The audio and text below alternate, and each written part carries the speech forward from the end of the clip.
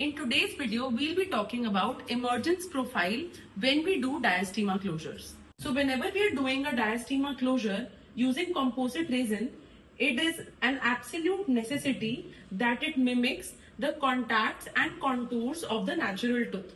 Also, it should look like this composite fragment is emerging from the gum itself.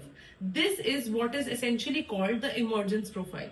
So in case we do not focus on the emergence profile and the diastema closures that we usually see that have been done outside, they look like a block of composite is being placed in between two teeth that is occasionally matching the shade of the teeth, but there is no anatomy given to this fragment.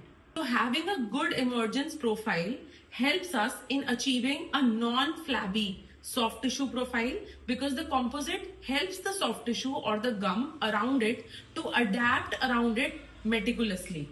The hygiene is easy for the patient to maintain, which is an absolute necessity because the patient must be able to maintain the health of their teeth while having an aesthetic diastema closure.